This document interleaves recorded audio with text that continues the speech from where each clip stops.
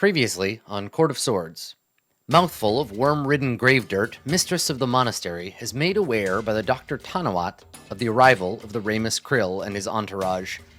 She awaits its awakening with some curiosity. Mihari and Yota have a conversation on Yota's arrival, Yota attempting to apologize, stumbling over his words and ultimately turning over his magic jug to Mihari. He cannot trust himself with it. Berg plays his pipa for Ramus, a tune called Berg Destroys His Enemies. It does not go well, and Ramus wakes screaming, attacking Berg before regaining his senses. Mihari and Berg leave Ramus to rest, and outside meet the boy Sen, who claims to be Gravedirt's son. Basically, everyone agrees he's a really creepy little kid, who also doesn't like Berg's playing. Yota appears, and the boy asks after the Ramus Krill, who Yota says has awakened.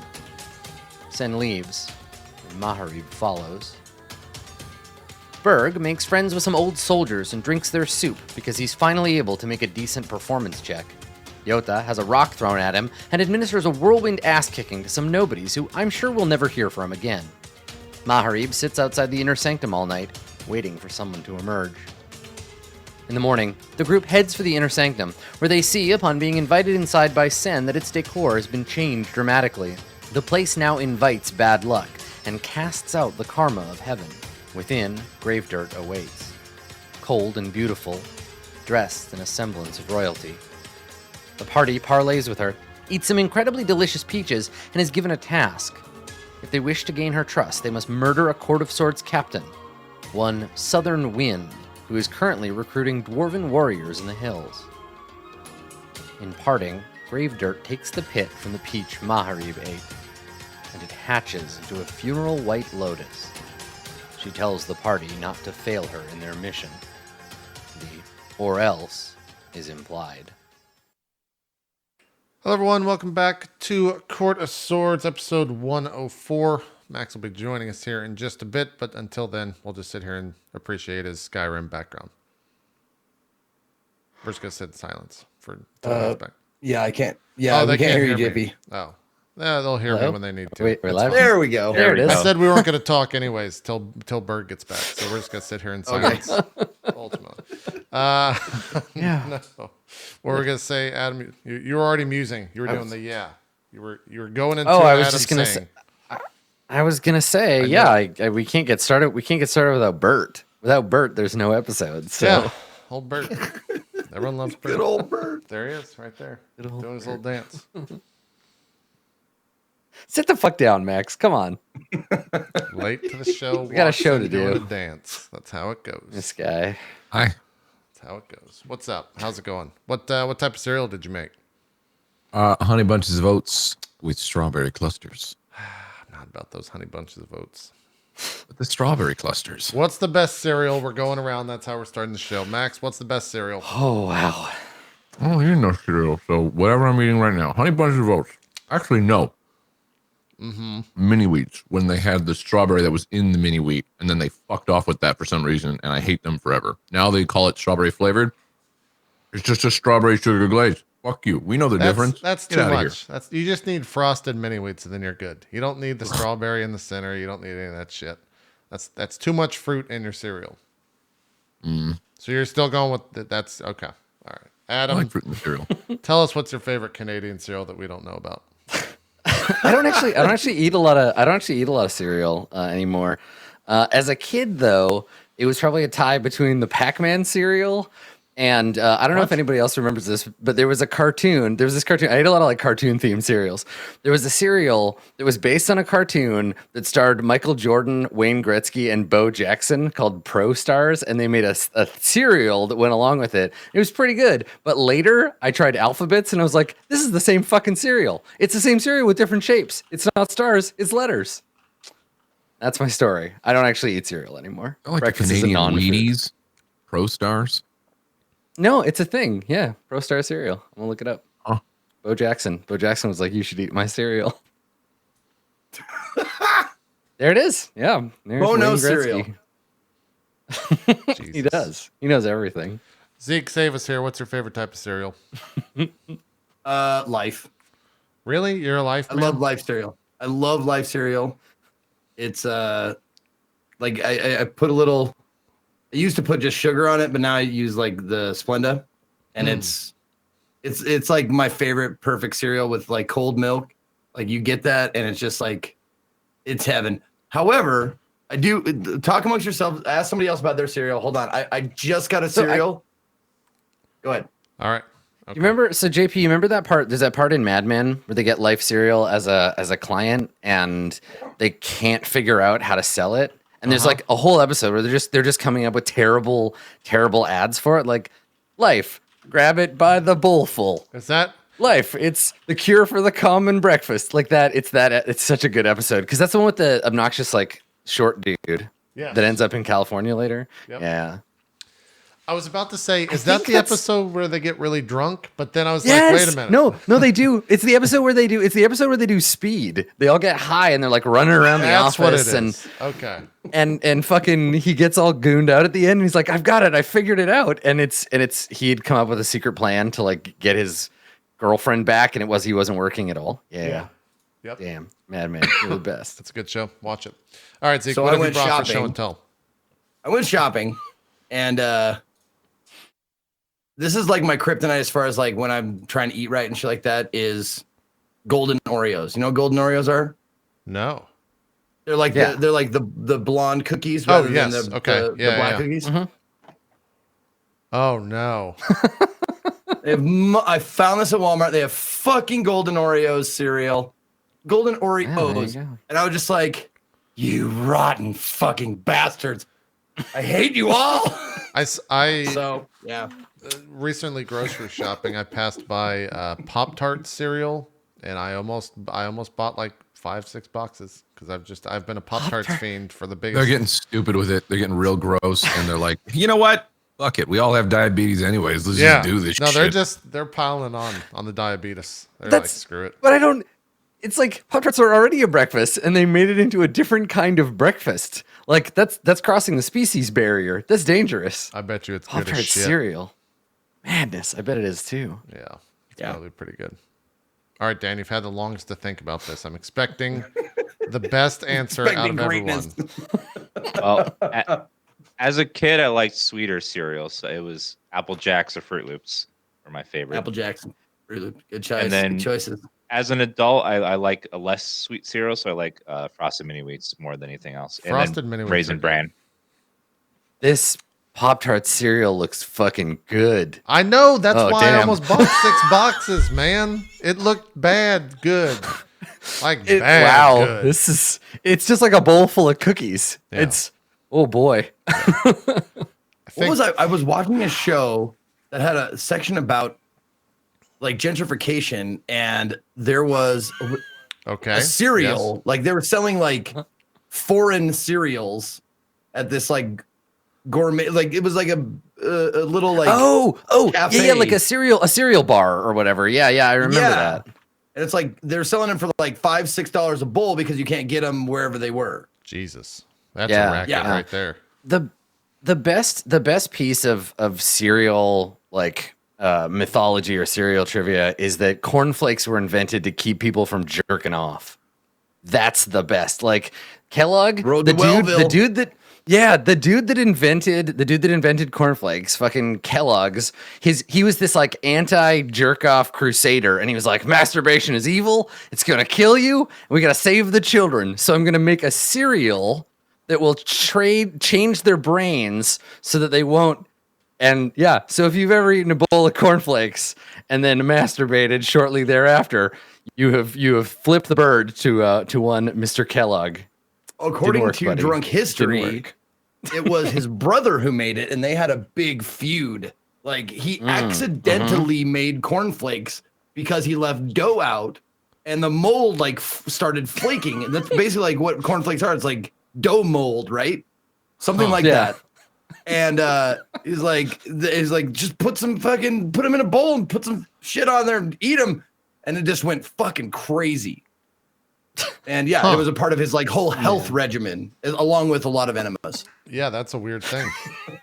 That's a really weird If you haven't seen The Road to Wellville, go watch it. It's fantastic. What is that? Is that like a It's about the Kellogg. It's about Harvey Kellogg and his sanitarium, or not? What? Oh, Was it called Sanitarium or? Yeah, something like that. But yeah, You get a sanitarium. It's crazy. He was a crazy motherfucker. I had no idea. Who knew? Is that on Netflix? Where can I watch that, Zeke? I don't know. Fuck. All right, I'll find out. It's 20-something years old, I'm guessing. Okay. And as far as like drunk history being a good source, they actually fact check it. They fact check it and of course. correct shit. Because I actually like not to name drop, but I talked to the guy who's like the main guy of drunk guy, history, yeah. Derek Mr. Waters. Drunk History. I interviewed him at San Diego Comic-Con. I was like, is that shit really like we absolutely 100% fact check everything they say. So yes, everything they're saying is as historically accurate as history is like written down in books and that kind of shit, you know. Yeah. All right. Well, that's it. You're all wrong, by the way. The best cereal is Cinnamon Toast Crunch. It's the best. You don't even need milk.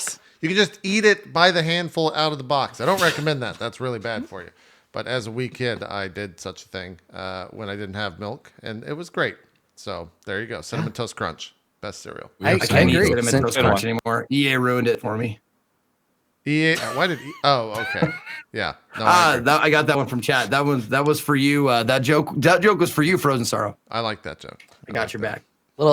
Little bit of cinnamon toast crunch regional trivia for you. It's known as croque cannelle in French Canada, and it's known as cinnamon grahams in the UK. It's known as cinnamon the best grahams. cereal in my land. It is really good, Adam. It's the best. Yeah, it's true. Now, healthy-wise, the best cereal is Kashi cereal. If you guys want, Zeke, maybe if you said you were eating better, go get some Kashi cereal. They're good. They're a little bit pricey, though. You pay for the health factor, but it's good. K-A-S-H-I. Is it a Japanese cereal? No. I think it's actually like Kellogg owns every cereal company, don't they? Or Post Brand or whatever. General Mills. Post General Mills and Kellogg, yeah. Yeah. Kashi is a patent of the Kellogg's Corporation, so it's healthy, and hopefully it'll stop that terrible masturbating habit you've got. That's true. Yeah. It won't do that. That's not gonna happen. I've come up with a new cereal. It's called Hands Off Cereal.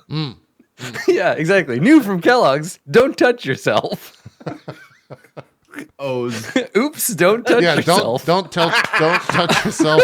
O's. I like that. O's. Oops, no jerking. Yup. That's like the butter. Damn. That's the butter brand. Oops, I can't believe it's not masturbating. Yep. That's a great name for a food product. Yep. Oh boy, I'm writing that one down. Yep. It's already out there. You shouldn't have said it. It's already people. Man, I'm looking at Max and Dan, and they're barely amused by this. Listen. For some reason. I'm fucking dying. All right. They're adults, it turns out. Well, No, I mean, you'd think so. Yeah. I'm going to be honest with you. I am a little hungover, but I am here for the show. I was gonna say, I follow you on Instagram, and I'm pretty sure I saw your Instagram story updated at like 6 a.m. with you drunkenly singing something on your couch. Nice. I was like, Max, it's 6 a.m., dude. Are you okay? Me and Amanda every now and then, like, we're just like, we want to sing karaoke, and ends up the last night it was like we had drinks, we were singing karaoke and just belting shit out, and it felt great until this morning, you know. But I'm a professional. I'm here. Grumble, grumble, burg, burg, brr, you know. I can do my thing. That's all burger. Yeah. No one will notice the difference. Yeah. Yeah. Exactly. So if I look like I'm just not caring about anything, slightly true, but I am paying attention. At least in my ears. It's just my face won't recognize or won't represent that. Yeah. Funny story. Dan's actually severely hungover as well right now. You can't really tell. He had a rager last night. He was telling me all about That's it. every show. Yeah. It's a secret. We were not supposed to talk about that. That was in his Dan contract. likes to go out to the go-go, as he says, late at night and just rage the night away. So The go-go, dude. yeah, you Yep. wouldn't think it, but that's what he says. He's turning. He was turning on the music in his headphones, right? He's warming up because he goes straight from here to the go-go to dance tonight. So he's like the Hulk. It's like that's his secret. Like I'm always drunk. That's called alcoholism, and that's a problem. Yep. Yeah. Anyways, let's watch Max drunkenly, or not drunkenly, I guess, hungoverly, to make up a word, make up his goals. Because we're just gonna go straight to those. The shortest I'm into it. pre-show ever. Let's do it. Let's do it. Let's do it. So yeah, let's do goals. Right now, and yeah, we'll start with you, Max, so you can think about them. Right now, I have for you. So we'll just quick recap for you guys. Like obviously we ran the recap before, but you've been given this loyalty proving mission from Gravedirt. Right? She's basically said, if you want me to believe that you are not here to like cause trouble, and that you want to like get help from me, and we're gonna be buddies, you have to help me deal with a problem I have. So there is a captain, a Court of Swords army captain named Southern Wind, and you have to go and murder him. And I keep thinking about, I think it was JP that said this last session, that like, wait, are we assassins now? Like, she's basically just like, go out there and kill this guy and come back, and then we can talk. Then we can be friends.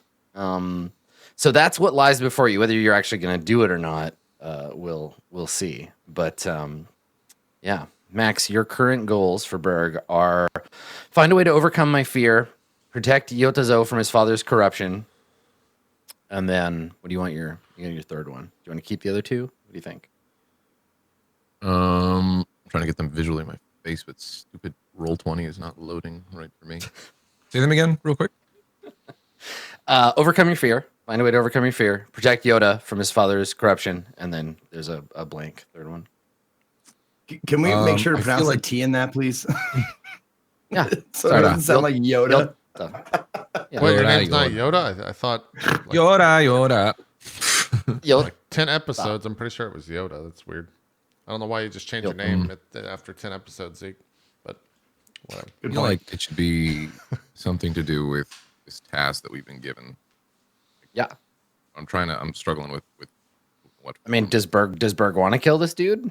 Not really. Maybe determine, determine I don't know, determine whether or not killing this guy's the right. It's kind of like not focused though. I mean, yeah, like that. It's a thing you can do. It might be a little complex, but like decide if this guy deserves to die is a goal that you can have. Let's do that. Let's do that. Okay. Decide you can become judge, jury, and executioner potentially. So decide if Southern Wind deserves to die. Okay. Stave off this massive hangover as Berg. No. Okay. Yotazo. For you, I have confirmed the existence of the door to heaven. Have it out with Father. And then a blank one. I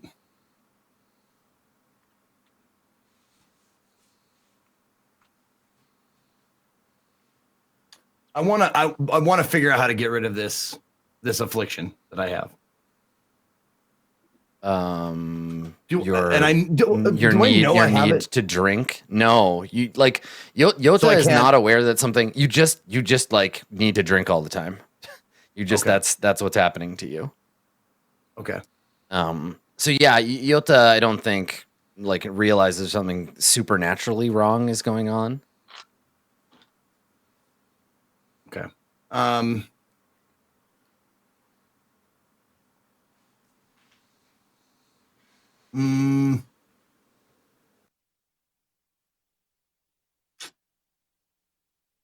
Fuck.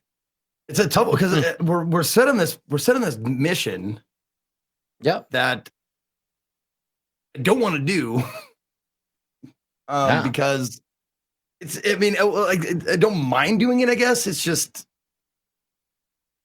I don't mind murdering this guy. Well, it's not even that. It's that was the wrong choice of words. No, I understand. It was yeah.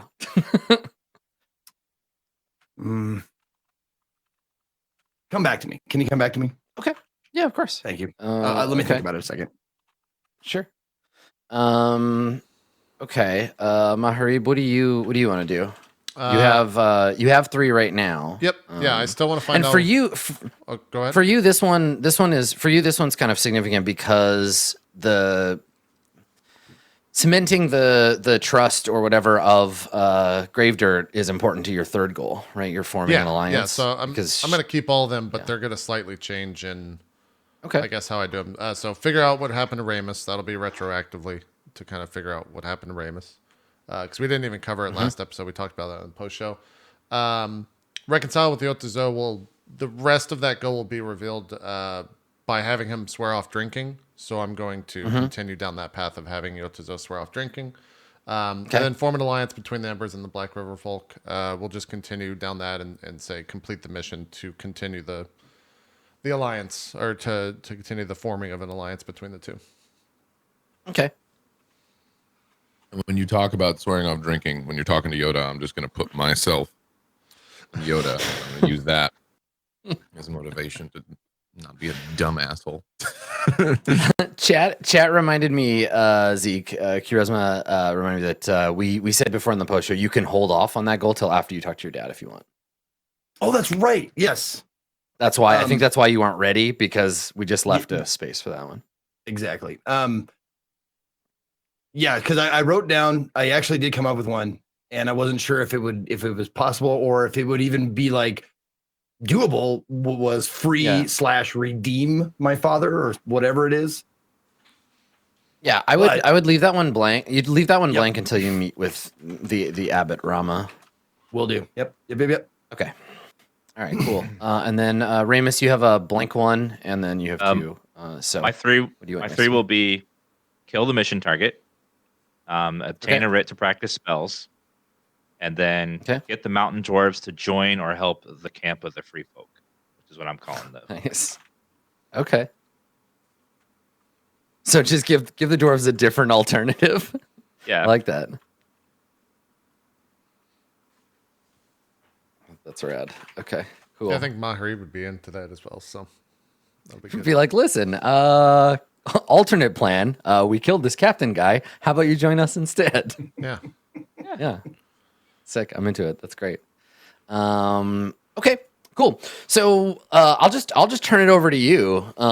You're in the Monastery of the Sun, or former Monastery of the Sun, now camp for the King of Black Rivers, and you've been given this mission by Gravedirt to prove your loyalty. And you have the opportunity to prepare, to discuss, to do anything that you need to do before you head out. So I think we probably fade in on the group of you maybe walking away from the sanctum. Right? You've just had your meeting with Gravedirt. It's like early afternoon, summer, Court of Swords. It's hot. There's bugs. It's sweaty. You're in the jungle. And all around you, there are people coming and going about their various business of repairing the temple and preparing it for kind of a more permanent occupation by these new folks that live here. So, what do you do? I think we hit like a crossroad, and I just turned to Yota. And I think first off, I like study Yota. Are you like shaking? Are you having a bad time right now, having not had any alcohol? Well, not yet. I will be, but I think the reason why I'm not yet like shaking and having fits or whatever is because that peach was so good, and it's still like it sated my hunger and my thirst. I'm guessing at. I'm like, this is just me. Like, yeah. I mean, the way you described it's like this would take your mind off losing your foot. Like yes. They're magically delicious. Nice. Speaking of cereal. Yeah. So yeah, I'm not in bad shape yet, but it's coming. Okay. So yeah, you see me turn around. I'm like, you definitely notice that I'm looking at you in a way that is not just to get your attention. I'm basically studying you. And then after like a second or so of that, is your father in this area? Suppose we should go. You kind of startle Yota because he's thinking about what the what Gravedirt's mission like means to him, but also his trunk or my trunk is like curved around, and I'm like smelling my breath, like I'm smelling more of that peach, just kind of idly like, what was in that? Like that was so good. Like, and I'm just like snuffling around my own mouth, and I just kind of look. I'm sorry. What were you saying? Your father. Do you wish to go and speak with him before we make preparations for our, I guess, assassination? Yes, I would very much like to speak to him before that. And also, are we? Well, we'll discuss if we are consigned to do that mission, or if there's another way or something. We'll discuss that later, of course. But yes, my father immediately, as soon as possible. Fair enough. Do you want all of us to accompany you? If you'd like, yes, I would very much appreciate the comfort or the companionship. Yeah, look at the other two of you. Comfort's what I do best. Berg, Berg, are you coming? Yes. All right. I don't know what sort of man your father will be, but he is your father. Emotions bubble up sometimes. I want to make sure. Yes, I will be there. Well, before we go, let me say this. You three have done more for me in the past days and weeks, and my father has done in the last 100 years, so I want you to know if you're questioning any sort of loyalty, if it comes down to that, I am with you. Does that satisfy any lingering doubts, I hope? I always try to expect, but I do not think will happen. You are much wiser than I think people give you credit for, Berg. Not as wise as me. Not many are. That is very true. But that doesn't mean there aren't other wise people. I think I just turn around and go find a guard and ask him where the Yeah, did she tell us where to go and who to talk to? If she did, I yeah, I mean, you path, but you know where to find your father. There's no question. As you turn, you see the somewhat run down, but still very beautiful estate in which you lived for a time as a child, Yotazo, right? There is the manor, the benefactor's manor, and you know for sure that's where to find your father. Oh, do you have that little map or whatever? Yeah, totally. Layout. handouts, yeah. Yep, you can find it in the handouts. It is right there. There we go. Perfect. The benefactor's manor, and we were just in the inner sanctum and Gravedirt's quarters, right? So it's like real close. Yeah. Okay, Yep. cool. Yeah. So basically, all of this stuff leads. You're standing in the plaza right now. So from here, you can see laid all around you the various internal buildings past the hall of worship, and this is like a small. It's like a small village, basically, in terms of size. So yeah, all you gotta do is walk over to the manor and ostensibly let yourself in. Well, Mihari, if you wouldn't mind, I would like to, for once, lead this charge, or whatever you want to call it. Of course. A gesture in front of us. I walk and Well, as soon as I take the lead, I pause for a second. I take a deep breath. Start walking. Okay, I'm gonna head that way. All right. So you approach the benefactor's manor. It is a home where the family, your family, the Kel family, would have stayed when visiting the Monastery of the Sun. And as such, it has many of the accommodations that you would expect from a more like secular planet. It's not a monastery building. It's built to look like a fine manor house of the Court of Swords in a somewhat old style, but in fitting with the rest of the monastery. You recognize as you walk up the place where once there were reflecting pools with koi swimming in them. Now they have dried up. There are no fish in these ponds. There's a stone bridge that leads over where the ponds used to be. The bridge itself has been sort of covered in. It's got vines like moss and stuff growing on it. And as you walk up to the manor door, you notice that there are 4 guards standing outside. They're wearing the masks, the faceless masks that we saw before, and the lamellar armor, and holding halberds. They're laid out by the front door. And as we're walking to it, I tell the group this, like, I'm used to have many varied fish in that what used to be a pond. And I used to play a game with rings and toss them or something of the like over there. This is where we would stay when we were visiting. Ramus, when you lived in the monastery, you were expressly forbidden from coming anywhere near this place.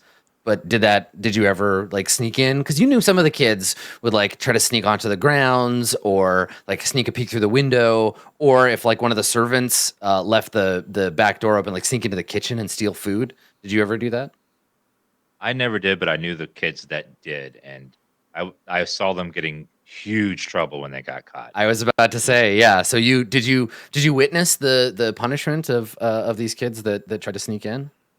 Yeah, if they got caught, they would be whipped in front of the other students as an example, and then their chores would be triple for the week, lifting heavy pots of water and stuff. It was brutal punishment.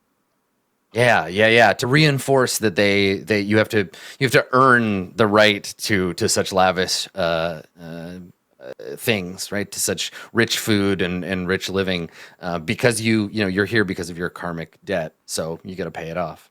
Okay. And so this place it carries the feeling, even though you're long passed away from this place, long gone, and come back, there's still, I think for you, Ramus, you feel a little bit of that hesitance or memory, at least, of this being a forbidden place.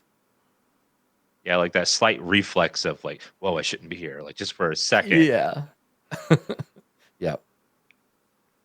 And I kind of bring up like, Ramus, I remember there was the orphanage across the field over there. Was that where you were brought up? I'm surprised you remembered it. None of your family ever seemed to care. They would never look at us, acknowledge us. We would just pass by. If we ever got in their way, they'd push us aside. That's how you remember raised, and you were raised much differently. I remember seeing children filthy my age, and I remember taking I don't know, some piece of fruit or something from the kitchen, and I was going to eat it, and I saw someone appeared to be an orphan staring at me, and I gave it to the girl, and she looked at it like it was like I had given her the sun itself. It was very strange for me. Very different lives that we were raised in, but I hope you don't hold that against me, because I had obviously no choice in the matter. No, I don't care. I don't hold on to the past that much. What happened happened. Things are much different now for both of us. We're living very different lives. Lives we never expected. As Berg said.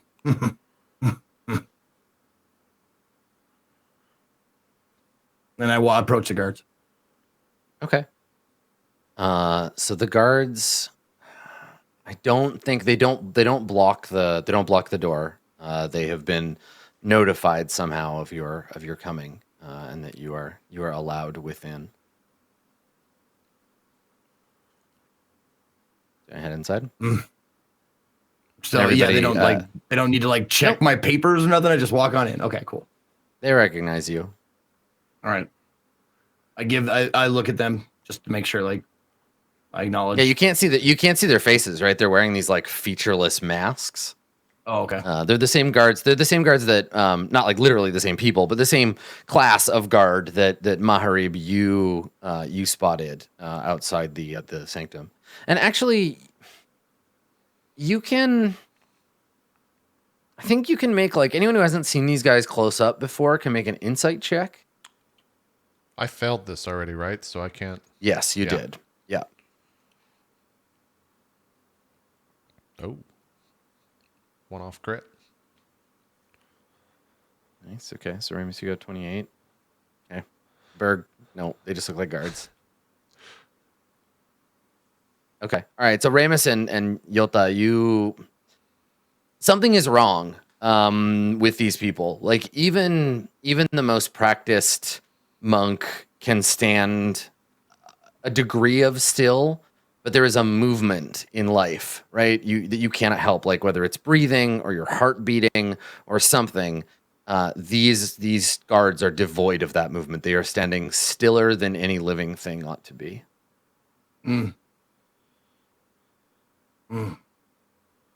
Master Ramus, I wonder. I kind of slow down and get next to him. I wonder if these, as we're walking, guards, if you held up a piece of glass or a mirror under their nose, if it would make fog or not. They're still as the dead, so to speak. I've heard tales of these spells, but I've never dared see them in person. These are spells that shouldn't be cast. We all know them as clerics, but only in dire emergencies are they ever used. This is forbidden rituals. Would I know, like, from his description, like, what they were with, like, a history check or something like that? I mean, not specifically. Like, you know that the undead are a thing. And as Ramus says, like, the Arcana, and this is a matter of some debate among religious scholars. Like, if we were not meant to make guards or servants of the dead, then why would the Arcana empower us to do so? Why would the fountain give us the strength to do these things? And then the counter argument is that there are many temptations of sin in the world, and this is merely another, right? That we are tempted to do all sorts of bad stuff, and that just because a thing is possible doesn't mean we should do it. Okay. No, I wasn't thinking like, because I was leaning more towards like a construct, like a golem or something. They're definitely dead people. Okay. Yeah. I mean, you can't see their like flesh, and you don't have enough detail, but they don't come across as like mechanical to you in any way. Okay. They're just simply still. Okay. Then I just keep going until something stops me. Okay. Yeah. I mean, you can go inside. So you walk in, and inside your house, formerly, again, like every step, every room you walk through is an additional kind of cascade of memory, but altered by time and by strangeness. So this initial room is set up to be a foyer or an antechamber where guests or visitors would come and wait before being brought to a meal or brought to to the study to meet with your father or whatever. And in this room, normally it would be set up with there'd be like plants. You remember there being a fountain with a like a jade plants growing in it in the center of the room. There's a second level, kind of a mezzanine that you can walk around and look down and see the visitors that come in. And you spent many hours as a child peering through the lattice work, the wooden lattice grates of the fence above, staring down at visitors that would come to see scholars from all over to come see your father, the visiting of the priests of the monastery. But now this place has a sickly odor to it that is coming from what looks like an overabundance of flowers that have been planted. Every piece of furniture, like even the seats, the stools have been piled with soil in which grow white orchids. The fountain has been filled in with dirt. There are clusters of wildflowers growing from it. There are places where the floorboards have been cracked by growth from below, and there are these flowers growing. And it's like walking into like a greenhouse.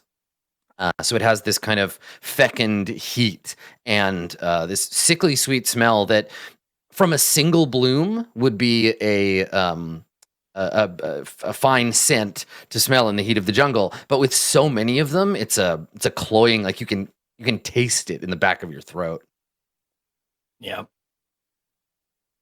Do these like orchids dancing look with someone like, who has too much perfume? these orchids look like the ones that came out of the giant's heart thing that we saw? That was a lotus. Yeah, Lotus. that was a lotus. These are orchids. Similar color though. They both have that kind of pale funereal white. Is there like some sort of check to see like the correlation of orchids to anything, or the white orchids to anything? Yeah, you could make a religion check. Okay. I don't eat them. Yeah, no, you don't know. Yeah, you're not sure. They have significance, but you don't know what it is. No, I kind of wonder out loud. Orchids. I wonder why they planted these.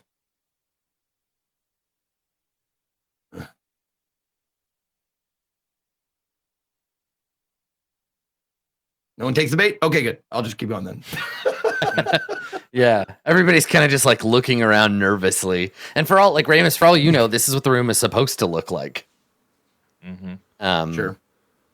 Okay. Yeah. All right. So if you, where do you go? Where do you want to go to? If you were to walk into your, you've imagined, I think probably this scene several times, different contexts, but like you're home, you've returned home, you walk through the front door, you remember this room. Where would you go if you were not met here by your parents? Where would you go to seek your father?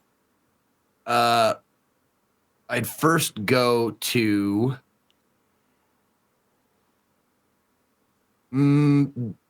wherever they would sit down for meetings, not for dinner, like the drawing room. Would that be like the proper? Yeah, something like that, like a sitting room. Like we're not a sitting room. It's not a Jane Austen era, manor house, but yes, like a place where you would go and yeah, like a parlor or something like that. Okay. Yeah.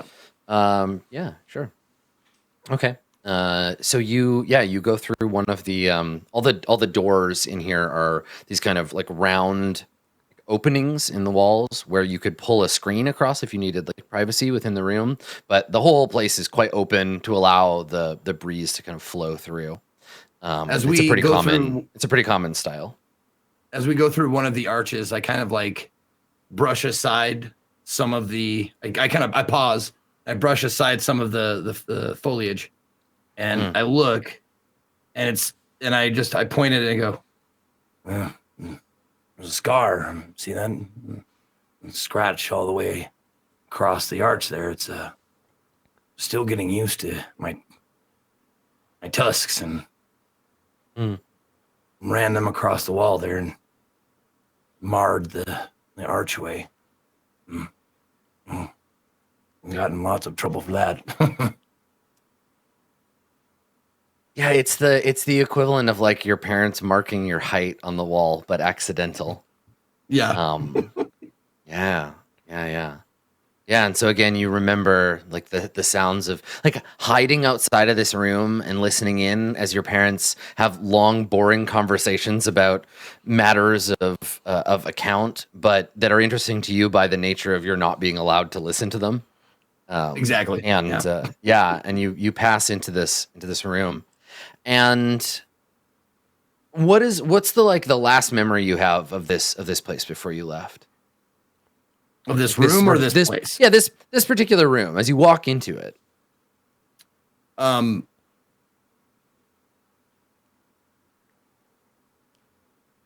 think I remember the last time I was here was with my father, and this isn't where it happened, but I was working up the courage to tell him that I was leaving. That I was going to find my own way in the world. And I remember this room has a feeling like it brings back the cowardice that I felt for not telling him right then and there. Right. Yeah. And maybe you remember a conversation in this room, but you don't remember anything your father said because you were too busy like worrying about trying to like work up the courage to tell him. So you remember him being here, and you remember thinking like, okay, I have to do it. I have to say something. I have to like work up that courage. And he's talking to me, but you're totally like not paying attention to the conversation. He was probably telling you about some ambitious business plan or whatever that he had for you to like take over. Well, I imagine it's like a Christmas Story when he finally gets to Santa Claus. And he's like, would you like a nice boat? And he's like, yes, boat. And I'm just sitting there going, no, you idiot. That's not what I wanted to say. Yeah. So you walk into this room, and it seems like, much like the other rooms, this has been repurposed as a sort of like it's full of greenery. More of these orchids are growing. You can you step over some vines that are growing across the floor, and and like when you walk in, the ghosts of that conversation seem to have been exorcised by this strange new life. And at this point, like while Yota is like sort of lost in memory, Mihari, I think you hear the sound of a chime or like a thin gong or something from one of the other rooms. Closer, like a room adjacent to this, or further away? Pretty much all the rooms come off of that central chamber. Yeah. I think I'll if I can see it or I have line of sight to it, I'll turn and look towards that room to see if there's anything coming out of it. No, you'd have to leave. Yeah, you'd have to leave this room and go investigate to be able to see it. No, I turn and thanked myself for a moment, but then I just turn back to Yota. I'm going to stay in here. Do you mention it? No one else seems to have heard the sound. No, I probably don't. Unless it seems like awkward or out of place, then I'll mention it. But if it's just a random chime, I don't think I'd make anything. It's only out of place in the sense that the room and the house is otherwise silent. Right. No, I'll keep it to myself for now. All right. Sounds good. Okay. So, Yota, this room is only vines and the ghosts of your memories. Where do you go next? Trying to think of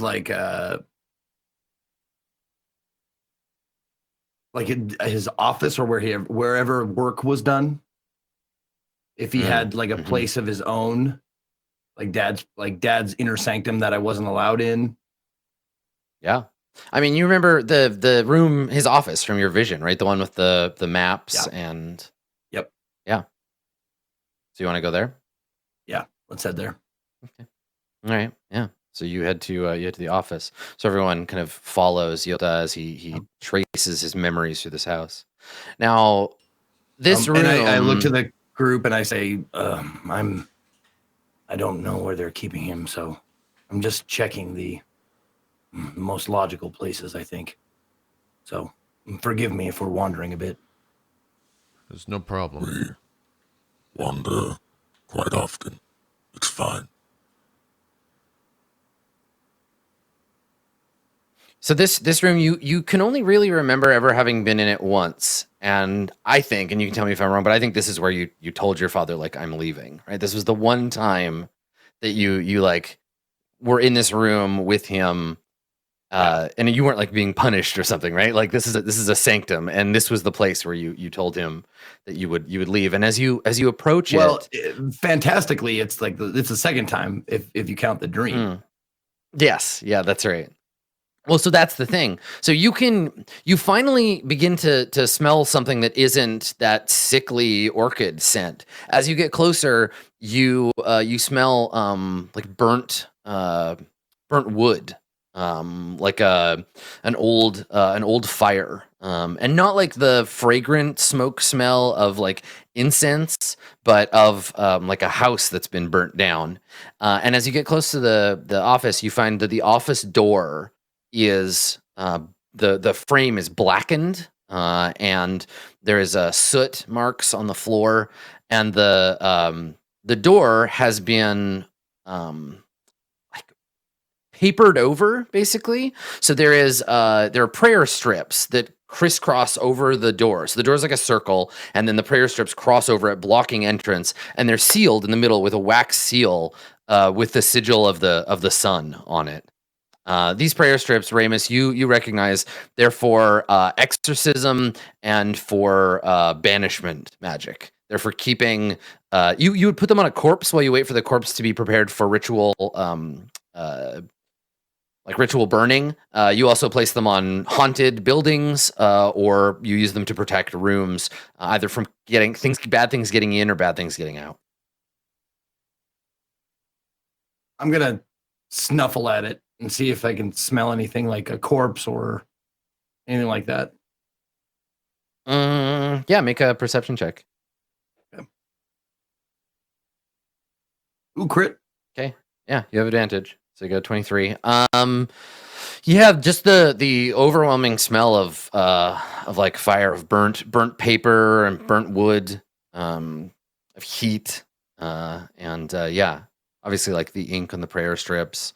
The smell of almost like long faded incense. Like no one else would be able to smell it, but you can still smell it in kind of like the wood of the door frame, the last kind of bits of it. This fire happened a long time ago. Okay, but no smell of death or of rot or biological rot. Okay. No, not from within. Okay. What do you make of this, Master Krill? I don't know. I've never seen one of these strips in this condition. Everything here is not normal. I know these are used to keep things out or something in. Can you make a religion check, Ramus?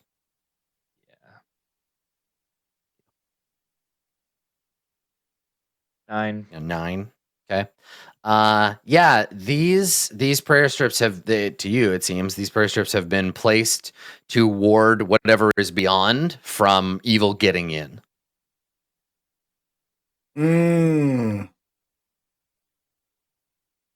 I guess I'll wait for Ramus to say something. Yeah, I relay that. Like, yeah, the way these are positioned, it looks like it's to prevent something from getting in. Not from getting out, then. Something isn't sealed in there. They just don't want anyone. Okay. A warding. Basically. Well, I mean, all I can smell is burnt wood or whatever, and traces of incense long since gone. I don't think he would be in there. Mihari, you hear the chime again, twice this time, and now like you seem to have moved closer to the source, but you can hear faint chanting of at least a couple of voices. Again, not able to pinpoint the sound at all. I mean, you can make a perception check. I will do so with an 8. Okay. Is Mihari yeah, I mean, the only it's one coming- hearing it- the voices? The two of you are talking, so you haven't heard it yet. Yeah, Maharib is just kind of like lingering at the back. So he's heard it. But if you point it out, the others, you might be able to hear it. Okay. But the perception of 8 didn't really tell me anything. No, it's coming from somewhere in the house. Okay. Whatever the conversation the two of them having, I just kind of burst out. Would there be a chime involved in any religious rituals, Ramus? There's all sorts of holy symbols, chimes, rings, shields. Lots of rituals use chimes for music and rhythm. Why the Prayers two too. While the two of you were talking, I've heard one while we were in the other room, and now, just seconds ago, 2 in a row. I can't discern from where, but there's chanting going on. Can you hear that? I I listen fluff out my closely. ears. Yeah. Yeah, now that there's some silence, like when everybody gets quiet, yeah, you can definitely hear it. Berg, you weren't engaged in a conversation. You were kind of like walking around like quietly. Can you make a perception check? Yeah. Okay. Perception.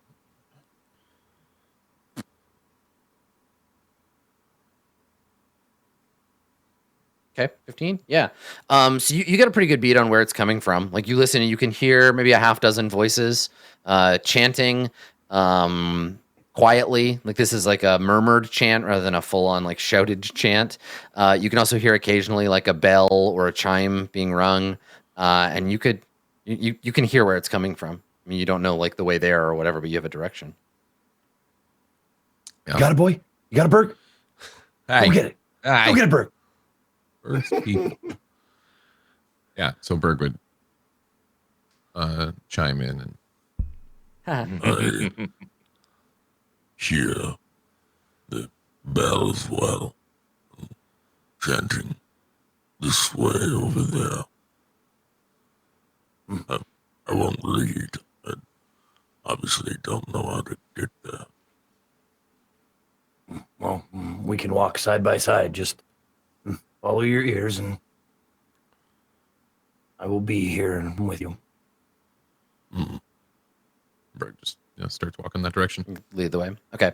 So it's pretty clear to you, Yota, as soon as you head out where you're going. There's a hallway, a relatively long hallway that its only purpose, like it doesn't have any side doors. Its only purpose is to lead you to the family's shrine. So when this place was built, despite being built in a monastery, every home has to have its own shrine where you can make your prayers in case you want to do so in private and not have to go into the monastery. So there is a shrine in the house, and that is definitely where Berg is leading you. You're walking down the hallway, and again, all of the sort of surface, there are piles of dirt on the floor from which flowers are growing.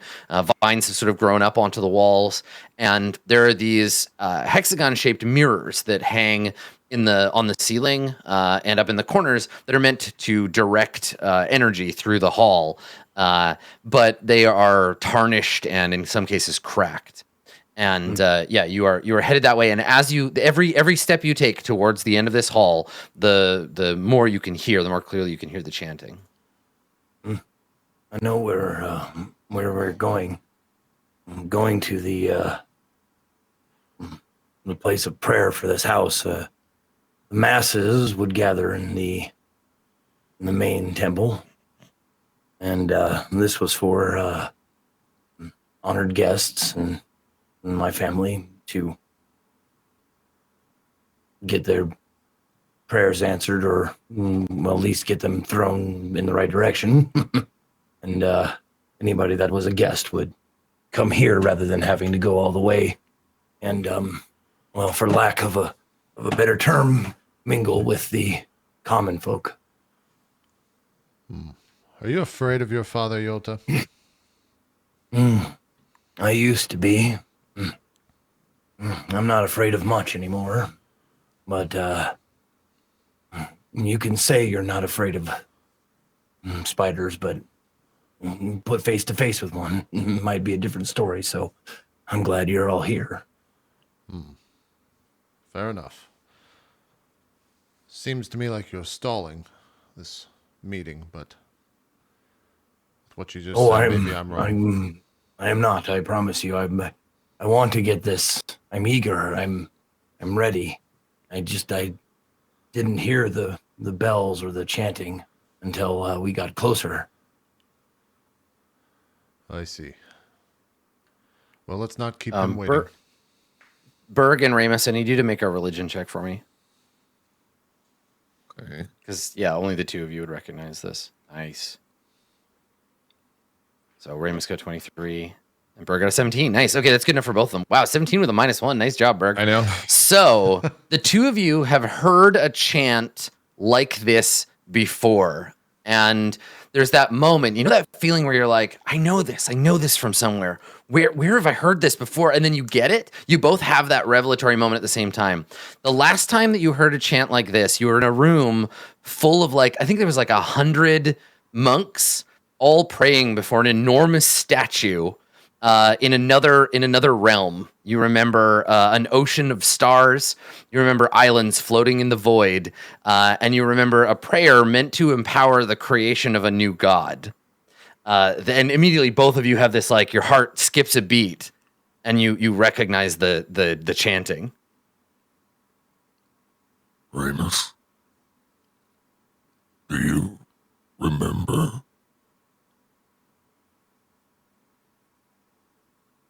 Utrix's lair. I do. Question is, are these people behind the door or those things we saw?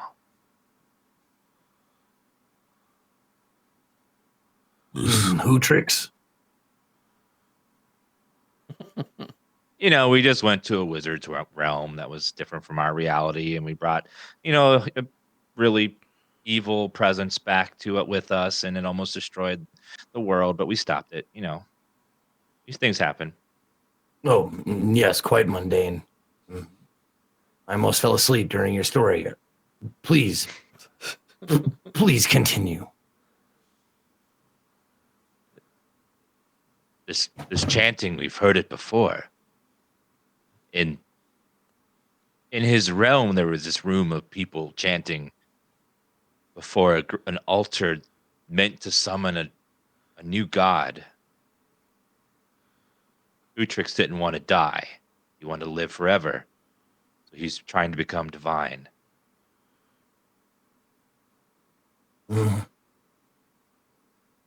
He was trying to summon a new god, or do you mean create one?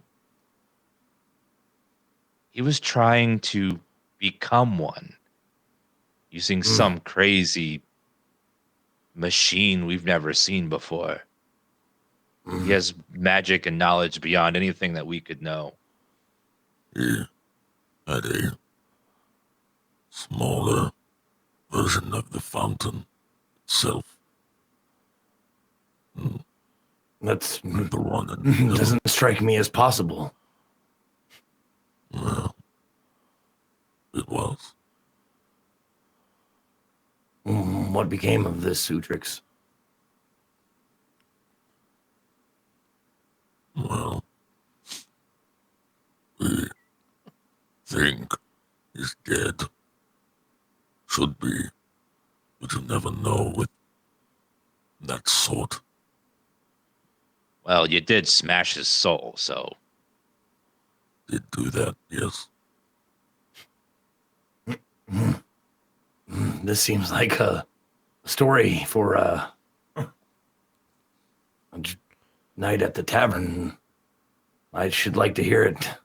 Is there anything important that we should know? Story. I would think it was made up. I don't even believe it, and I was there. Another time. Let's stay focused. Were they evil? I don't know if that is the right word, but were they hollow? So that feeling, Mihari, it was you that accused Yota of stalling, right? Yeah. Yeah, like you're standing basically like right on the threshold. You can see like the end of the hall a mere 5 or 6 steps away, and you've stopped to like discuss this thing with them. And it seems like Yota is very hesitant to move forward. I think I like walk for a second. Sorry, the cat jumped into the mic. I walk forward for like a second or so, or a couple steps, and then I like stop myself and shake my head and turn. We should go down. Yota, you wanted to lead, so by all means, you first. Yes, of course. Just wanted to be as informed as possible in case, well, something that we do not expect happens. Yes. Am I right, Berg?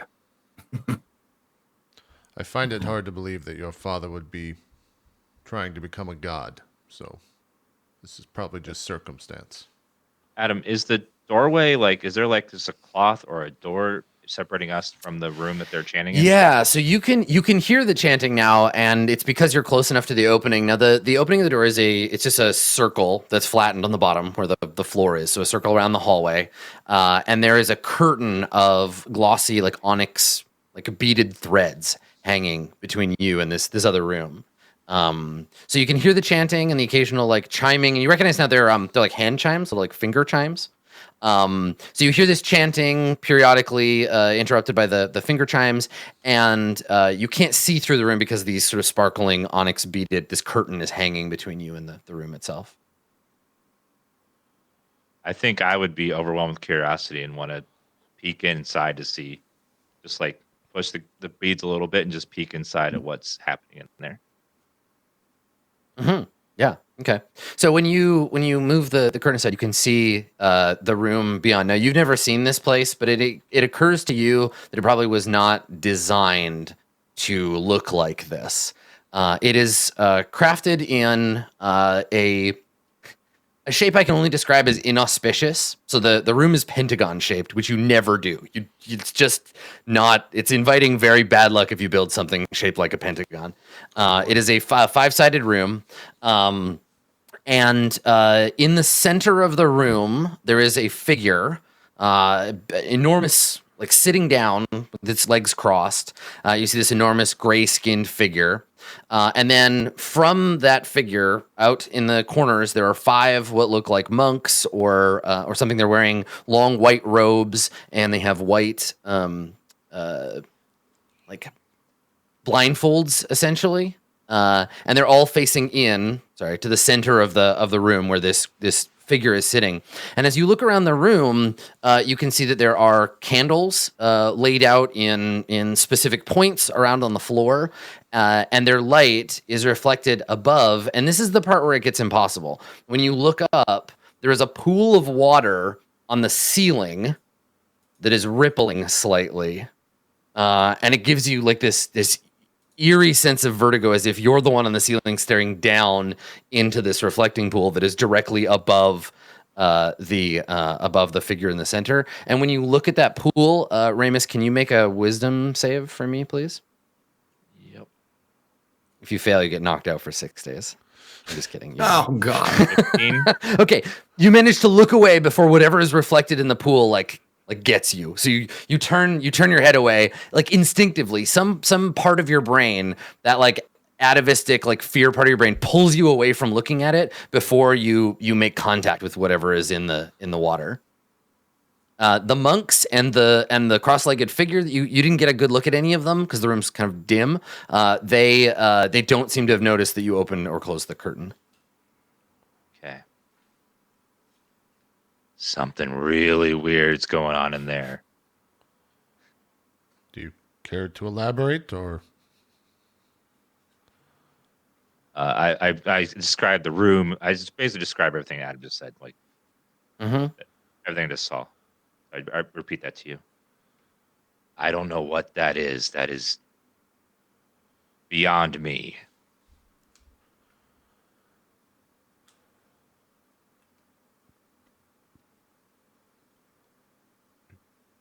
I think you just see like a blank expression start to fill my face. And are we going inside? Are we waiting out? I'd rather go inside. I don't want to be next to this door.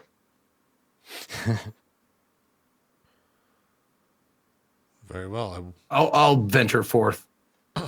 Okay, all right. So Yota, it's clear to you that this place has been remodeled dramatically. It used to be a proper like a shrine, but now it's something else.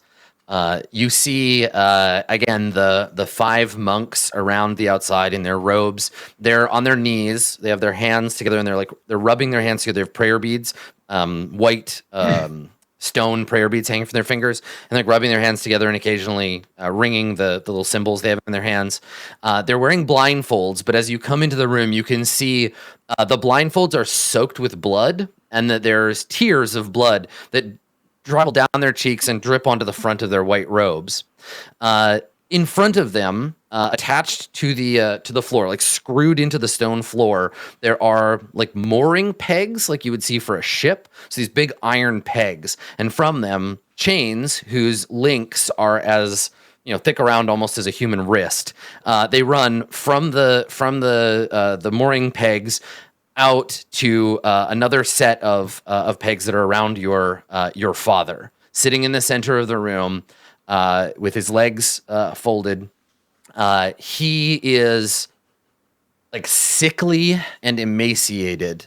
His muscle has all faded, his bulk vanished.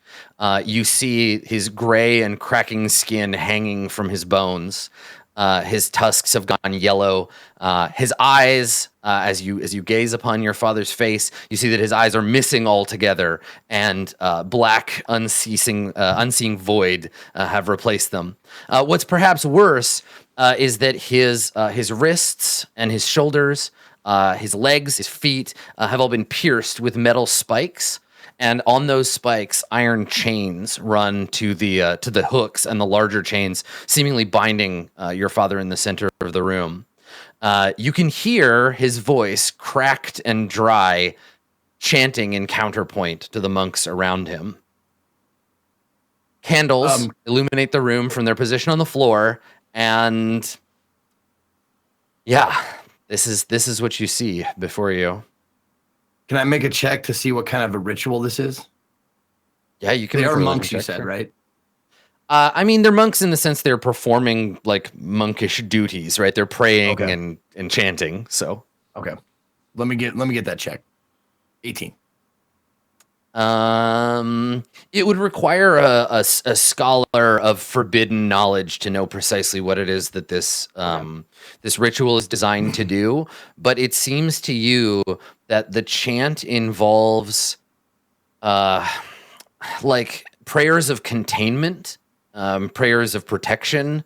It aligns with the prayer strips that you saw before. It seems like they're all praying to keep something contained. Okay. Do I get the sense that he is a part of this ritual of his own volition, or is he like chanting against them? Like, like Kalima Shakti Day, and the guy was like, Om Nam Shivaya, like trying to like pray against him. No, his prayer is. So they are praying to keep something contained. His prayer is for strength and willpower. His prayer is a prayer to keep going. The kind of prayer that you would like say to yourself when you are afraid, when you are hurt, when you're trying to make a difficult journey. I will not fear. Fear is the mind killer. Yeah, right. Exactly. This is a prayer of like basically of like strength, right? To hold on. Gotcha. Yeah. And no one like, cause I walk in and basically stand at the edge of the circle and see if until somebody notices me or something. And if nobody does, I'll do something. Yeah, no, nobody. The monks continue their holy chanting. Does they all look uniform, or is there anybody standing like looking like they're not a part of it? They're just guarding or anything like that. They're all just monks.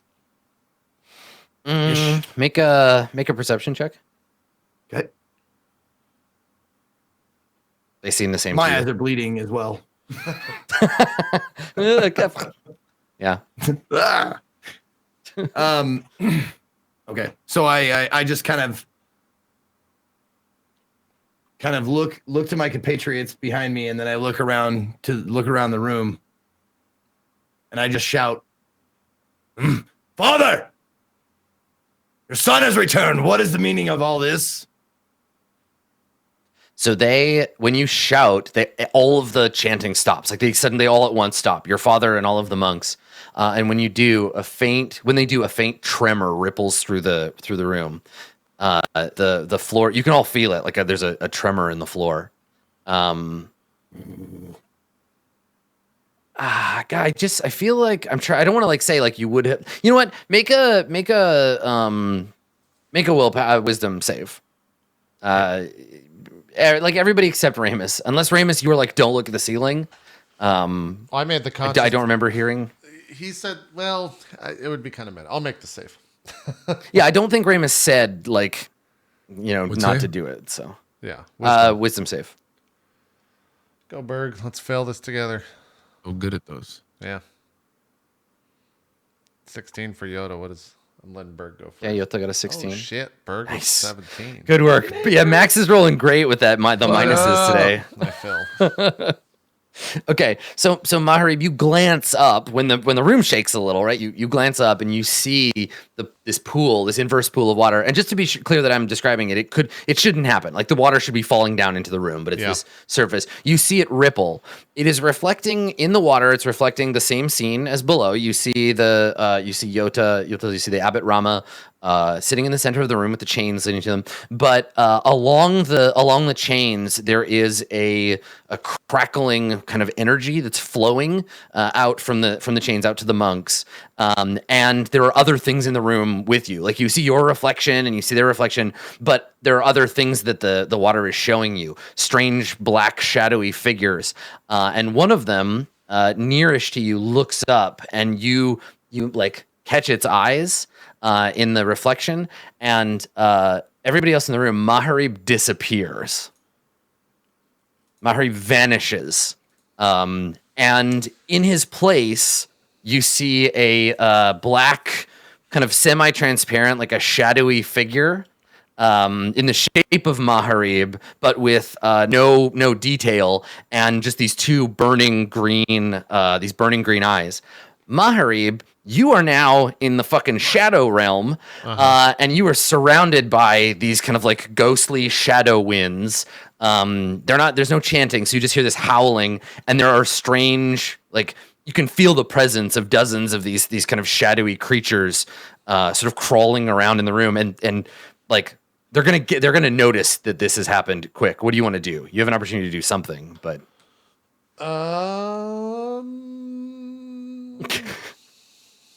I mean, I don't know what I would think to do because I can't like will myself back over to the other side.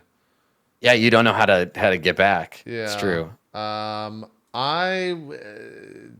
I have a minute or do I have seconds? You have seconds. You have like a round to do something. Don't have that anymore.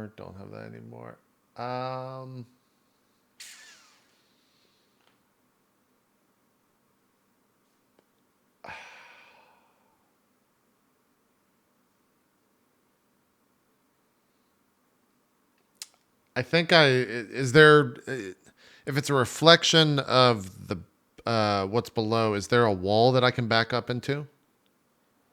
Yeah, totally. Then maybe I like take out my shield, back myself up against a wall, and I'll hunker down and try to make the hide action for this. Yeah, right. This So attempt. you're just gonna kind of like fall back and try to stay hidden. Yeah.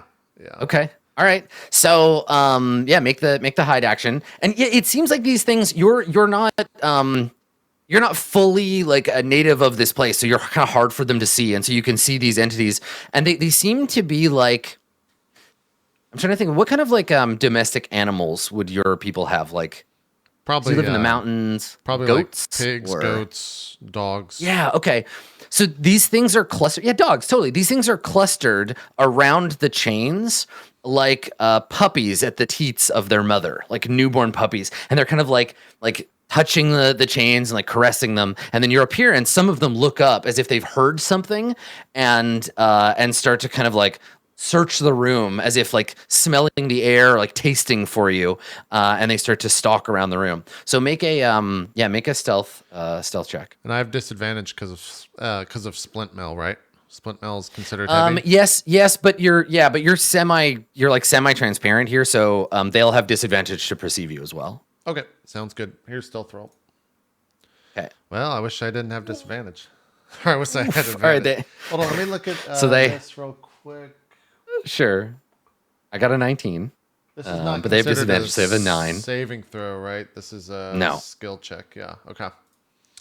Yeah. So you back up to the room, and you like put your back against the wall, and these things, they look, two of them kind of go the wrong direction, but one of them looks up at you and kind of turns its head sideways and extends a claw, and their arms and legs are like variable in length. They look like humans, but they walk around on their hands and feet, and they move like Bort from Dark Souls 3. They're kind of like hunched down, but still humanoid.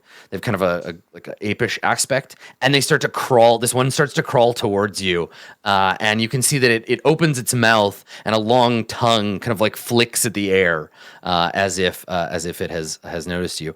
And meanwhile, back in the real world, the other three of you see this shadow version of Mihari, and he reaches for his blade and draws it. I'm gonna need everybody to roll initiative. Let's just roll initiative for everyone so we can track what's going on. Okay. So yeah, Also, go ahead and this is do all that. happening. Like this area is related to the person that we've been like to Grave Dirt, right? Yep. Yes. Oh yeah. The fuck. Okay. Let me get Jesus. Fuck, man. I click my token. Okay, and then The rolls are really good today. Okay. All right. Yeah, you're first, Berg. What are you gonna do? Fuck, man. I don't know. I guess. I mean, he's gonna attack us. Is he just a complete shadow, or does he seem to have some sort of physical? Yeah, I mean he's sort of semi like together. So just as a general idea of the sort of shape of the room, so there's monks in each corner, right? You guys came in this way. Yota's father is here, and then there are chains from each of the monks kind of going into the center here. And you are all standing kind of in a group, like right here when you first came into the room. And then Shadow Mihari just appears right in the middle of y'all. So that's kind of generally where it's at. I would say that you're maybe at most like 10 feet away from the thing. And then maybe again from each other. So yeah. So that's the room. I'll move the tokens down, and we'll just kind of get a general. And Mihari, I'll move you over here. All right, where the other little. Yeah, I mean, I'm just gonna rage and. I know this is all like initiative order and shit, but like, would I have like a second to like yell or like say whatever? Oh yeah, you can. Yeah, you can like yell and shout and stuff. Sure. Okay. So yeah, I just yell at the center of. I yell at my father. Basically, I just say, "Bring him back, Ramus." Is there anything you can do? I'm gonna make a quick roll. Can you make a just make a persuasion or make a charisma save for me? I need a DC. Great. I like the bring him back. Ramus, can you Ramus, little help, buddy. Come on. Something. I don't know what to. Oof. Okay. So let's make a wisdom. Okay, no. So yeah, the Abbot Rama does not recognize his son's voice. And I think that they begin to chant again, right? He just claps his hands twice. The monks begin to chant, and there is another faint tremor from the pool above all of you. And I think that the camera work in this shot as we flip between sides would be very aggressive and very physical in the sense that we would see you from the side. We get a sort of 2D shot. And then when it flips over to Mihari and the shadow demons on the other side, the camera like flips over and is upside down for a second. And we go back and forth between the two sets of the temple and then the shadow temple. So Berg, you are going to, you said, fly into a rage. Yeah, I can't remember because it's been a little bit since we've had combat. Yeah. Am I able to fly in the rage and also whisper to my thing and get it lit and then attack? If you take, no, you can't do all those things. Right. The lighting it is lighting it is an action, and going into a rage is an action. Is that bonus action? Yeah, I'll go into a rage and then attack normally, and then we'll light it up next time. Okay. All right. So you'll have to obviously move a little bit to get within range. But that's no problem. Okay. All right. So upon seeing this creature, you fly into a rage and throw yourself at it, hammer drawn, and swing the hammer. So go ahead and make your attack. Mono makes a good point. It might be a good time to define my last goal. Oh, sure. Yeah. Break whatever spell is on my father and bring him back to me. Okay.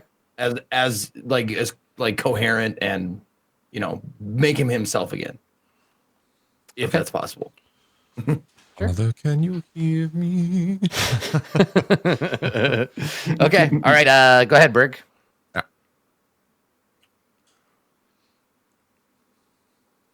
Mm-hmm. Hit a root piece. It is a hit. Yep. Nice. Okay, so you are raging, so you deal 7 damage, and then you deal another 3, and then roll. This is your first. It's your first hit, so 1d6. Yeah, plus 1d6 plus 5. Yep. Yeah. Real quick. 5. Well, yeah. Okay. Okay, it's another 8. Excellent. All right, so you swing out the hammer of heaven and you strike at Maharib's shadow, and the hammer connects with its semi-corporeal form, sending some of it scattering and dissipating. Second attack. You have a second attack. Go ahead.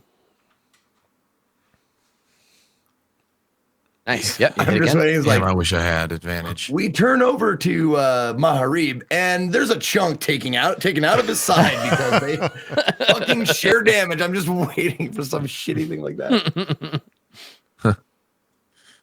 Yeah, he's just up there, just like motherfucker. Why? Okay, damage. Also, Zeke, it's funny that you say that. Yep. Yeah. All right, so 12, 15. Right, because you ignore the it's 6 15, plus 6. because the other benefits don't happen until I. Those are all crit. They're all crit. So it's 12 plus 3, so 15. Okay. All right. So yeah, you leap into battle with the shadow horror. On its turn, it turns towards you and opens Maharib, like it opens its mouth and screams, and the shriek is like just pierces your ears. Please don't do that. And as it does, jagged tendrils of shadow burst from its mouth and attack all 3 of you. So you all need to make a dexterity saving throw, please. Well, this is my best skill, so I should fail. The DC is 16. If it's Dex, would Max get danger sense on this? Effects you can see. Yep. Oh, wait a minute. Hold on. You have advantage. Well, I am pretty sure have an ability to re-roll something. Shouldn't have It's said been you a were bit. rolling well. You cursed yourself. Shh. It's just Okay. Evasion monk skill says when you're suited to an effect that allows you to make a dexterity saving throw to take only half damage, you instead take no damage if you succeed, and only half damage if you failed. Yeah, I don't so know you if this fail. is So the case. you fail. You're going to take half. Yeah, you fail and you're going to take half. So okay, all right. And then Yota, Mihari, obviously you're in another dimension. You don't have to do anything. So Yota and Yota and Berg, and Ramus all fail. So Berg and Ramus, you'll take full damage. This is necrotic one I had damage something type. that allowed me while raging to. I think you wrong. do. I think you do, but I don't know if you want to use it on this because you're still pretty tough. Yeah, no, and it was dependent on what it actually was gonna. It's fine. Whatever, Okay. I won't use it. I didn't roll So great many anyway. things that I have, so many feats to try Ramus to and keep track Berg take 20. You take 24 necrotic damage. Yota, you take 12. Okay. All right. So that's the lashing shadows. It is done with that. Ramus, it's your turn. The rules of this place were if you are attacked, you're allowed to defend yourself and harm the whatever attacked you. Is that the rule? Yeah. You can. Yeah, totally. You're responsible for your own actions. But yeah, there's no rule against attacking interdimensional shadow creatures. How much did we take? 20? 24. 24. Yeah. All right. I try to send it back to wherever it came with banish. Banishment. Okay. Let's see. Send it to another plane. If it's native to the plane, you banish it to a harmless damage plane. While it's there, target's incapacitated, remains there till the spell ends. Nice. Okay. Yeah, let me make the save. It's a charisma save. It is a charisma save. What's the DC? 18. Oh, it passed. Got it. 18. Yeah. Good thinking. If I had failed that, you would have sent him back to the Shadow Realm. But yeah, the gods cannot hear you here, and this creature does not abide by your magic. Would you like to do anything with your bonus action or a move? I will move away from it towards the wall. Right. Okay. Yeah. Just back away. Okay. Yeah. All right. Maharib, the shadow creature has spotted you and is on its way. So there's only one creature that's noticed me?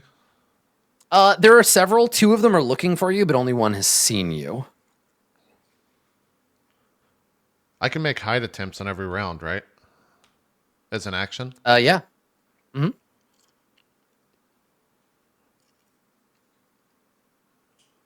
I feel like if I attack it, I'm just going to get swarmed by a shit ton of different shadow guys, so I should try to hide. Remember Kingdom Hearts Possibly. 3? Yeah. Yeah. Remember your training, JP. You're ready for this. I know. Cover your heart. Yeah. I'm just trying to protect my heart here, okay? I've got like 3 other hearts inside of me. It's getting real crazy. Honestly, when I heard like we were switching to JP, all I heard was another dimension, another dimension, another dimension. Fucking beastie voice. If I drop my shield and ready my sword, that's an action, right? I forgot. I always forget No. If you just drop your shield on the ground and draw your sword, that's fine. You're good. Okay. And then if I do that and ready it, well, I can just straight up attack this guy. All right, yeah, I'm just gonna. Yeah, you're within range. You could just jump on him. Yep, I drop the shield, draw Bahoth, and we'll just go charging at this guy. Okay. So I would assume in doing so, the other people will notice me. Yes. Yeah. Totally. All right. I'll make my 3 attacks. First attack, 21. Yep. That's a hit. 14 damage. Let me see.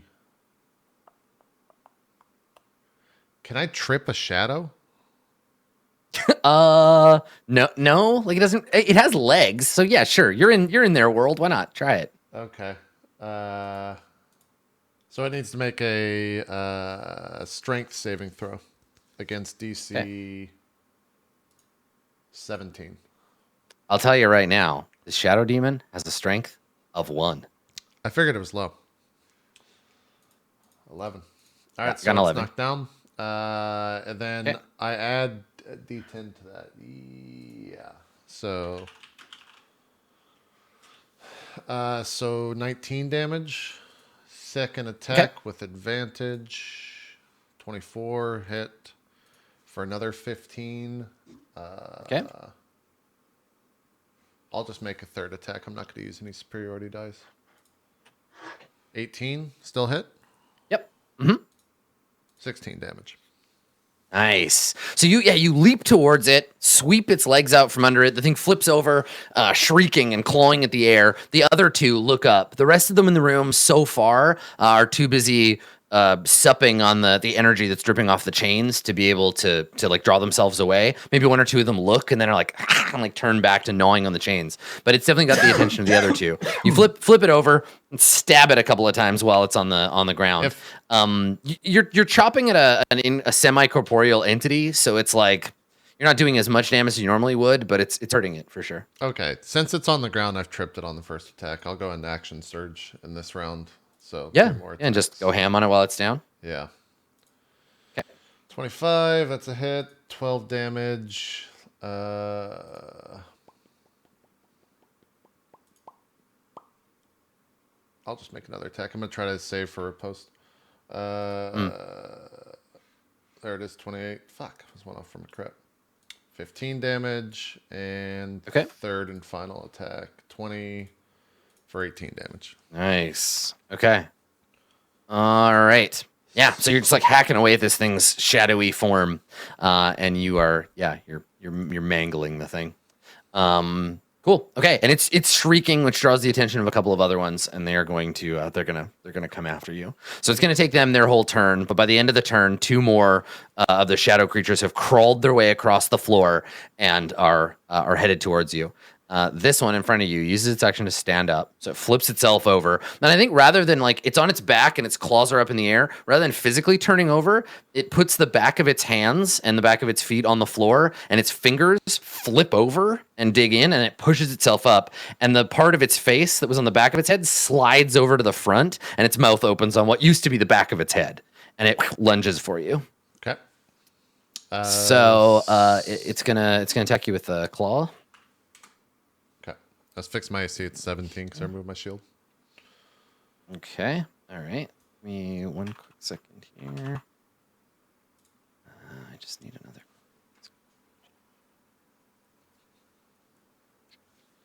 another. Perfect. Okay. All right. So it is going to attack you, and it has advantage on this attack, as you are a living creature in its realm. So you're going to take... Let's see if I hit you first. What's your AC? 18? 17. 17? Okay. So I got a 20. So it hits. And you take... Advantage? Oh, does this have pack tactics? Does have advantage. Yeah. No, it has advantage because of where you are. Okay. You take 20. You take 29 psychic damage. So the claws... So yeah, as I say, the claws don't even physically touch you, really. They just like swipe through you, and they're tearing apart your psyche. Like you feel your like memories of your family like getting shredded. You'll recover them as you recover your hit points, but like you forget things as its claws pass through you. And every time you take damage, Maharib loses grip on some like minor piece of what makes him Maharib. So these little things are being torn away from you by the shadow demons. You are able to endure, thank God, 17 points of that damage. And so you only take what 10, 12? 12, yeah. Okay. And when that happens, and this is the answer, this is why I said clever, Zeke. The thing seems to be getting stronger. The place where Berg struck it is like knitting itself back together, and it's becoming more corporeal. It becomes more like visibly Maharib. You can see its features like solidifying slightly. So it's going to gain some HP. So you took 12 total. This really is Kingdom Hearts, Dan. Okay. All right. Yota, it is your turn. I look at Berg and Ramus. Your banishment didn't work, right? It like passed the save. Is that correct? It like resisted it, yeah. Okay, resisted. There you go. I look to Berg and I say, Berg, don't attack it. We don't know what it's doing on the other side. It might be affecting Maharib wherever he went. It's a shadow form of him. Let Ramus do his work and help me break the chains on my father.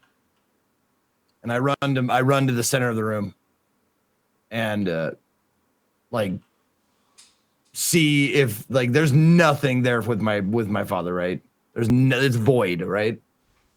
I mean, you can tell because he doesn't have eyes anymore. Okay. So you can see his like dry, cracked lips like moving as he prays. He's rubbing his dry hands together. He's got these like prayer beads hanging off of his wrists, and the metal that's been jammed through his arms and through his legs. There's no like crusted blood or anything. Like they've healed around the bars of metal.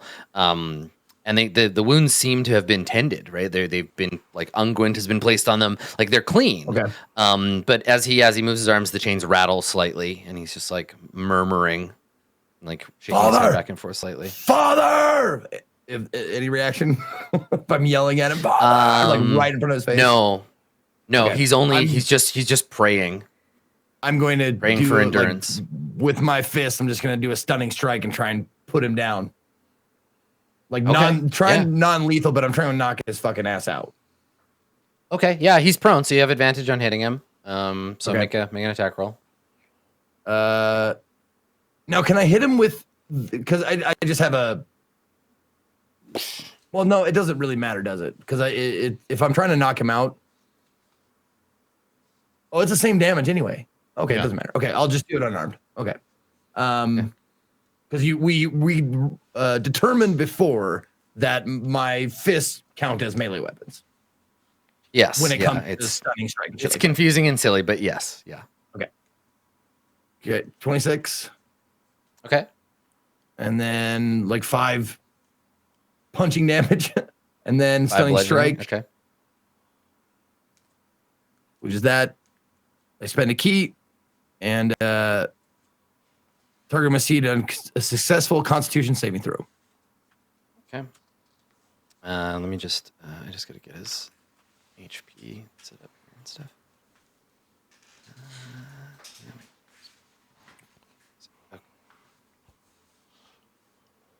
Cool. Okay, so how much damage did you deal? 5? Yeah, my DC is 15. And it's a con save. Yes. All right, Fuck, makes man. the save. Oof. So you strike him, and he like snaps his body snaps to one side. The chains rattle, and he pulls back and keeps praying as if he wasn't struck. I'm gonna do it again then. One more hit. Okay. Bitches. Okay. No. This time, so you punch him. You lean back. You're like, I gotta hit him again. You swing in, and we don't see the blow. We just hear. And when you look, the camera pans down your arm, and your father's holding your fist in his hand. And he looks up. He looks up as if noticing you with blind eyes for the first time. You said he's prone, so I have advantage, right? Only on the first attack. Yeah, because he can't see you, right? It was the first attack. It wasn't that he was prone because he's sitting, but yeah, it wasn't for that. It was because you were attacking from shadow. But this time you take a swing at him and he yeah, his hand snaps up and you look down at your fist and he's holding your fist and he just kind of like looks up at you. And the monks, their prayer, like he stops praying and their prayer all changes, and we do another kind of like, again, the camera moves are all kind of inception-y, and the whole thing like flips around, and this time Mihari, when the prayer in the other world changes, the chains suddenly sour. the demons like pull away from it, the shadows, and they start shrieking in anger. Their like food source has been taken away, and they start like looking around, and all of a sudden there's like dozens of these creatures who no longer seem distracted anymore. Yota, would you like to finish your turn? Yes, I would. Okay. I would indeed. So let me ask you this. Since Yes. Stunning Strike it doesn't take a bonus action or anything like that. Can I do Stunning Strike with Flurry of Blows or just the first 2 attacks?